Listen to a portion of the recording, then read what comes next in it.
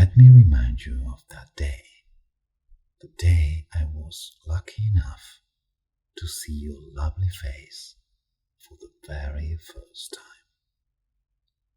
The weather had been misbehaving for long, a week of recurrent rain and overcast skies.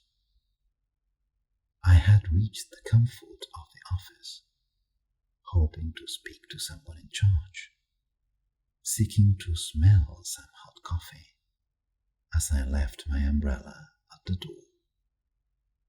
I still had not noticed there was an air of change around, as a subtle rainbow rising from the usual pile of papers lying about in drab fashion across the room. Then I sensed you. I must confess to it. I sensed you before I saw you, because your charm springs from you like drops of rain from the heavens, a slow, steady trail of grace. Then I saw you, cheerful and radiant beyond description, your smile a wedge between one dream and another, your joyous voice an alluring song that resembled the whisper of an angel. And yet, you were real, and not just the product of a wild imagination. And you were there, a few feet away, beautiful flesh and blood and elegance and charm existing before my mystified eyes, and you smiled at me. I smiled back. How on earth wouldn't I? I slowly walked up to you and bid you a nice day.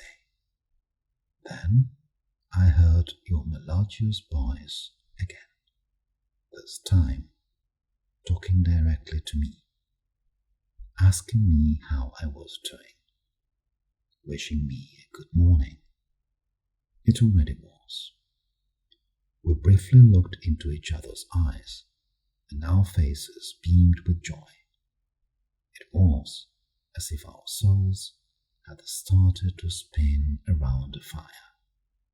Or was it that perhaps we had already known each other for centuries, and had swum across rivers and time to seek another mutual caress again? As our smiles did not break, I stretched out my hand and slightly leaned over to grace your delicate arm.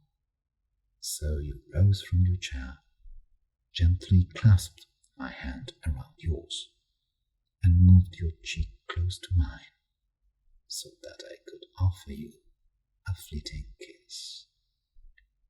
My skin on yours felt like an embrace. We were promising more of it for the future. I knew then your name, the most beautiful name I had ever heard, and it was yours.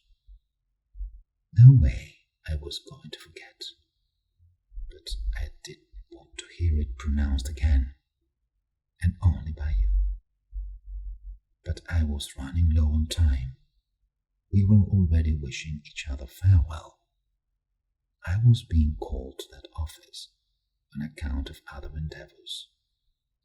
How was I to find the way back to you once my business there was over? Was I to expect those tiny instants in which I had enjoyed your allure to be the only ones in our lives? I turned my head towards you, just to see you were turning yours towards me. Our eyes meeting again, our looks reaching well within each other. A clear decision was born in my mind. I had to see you again.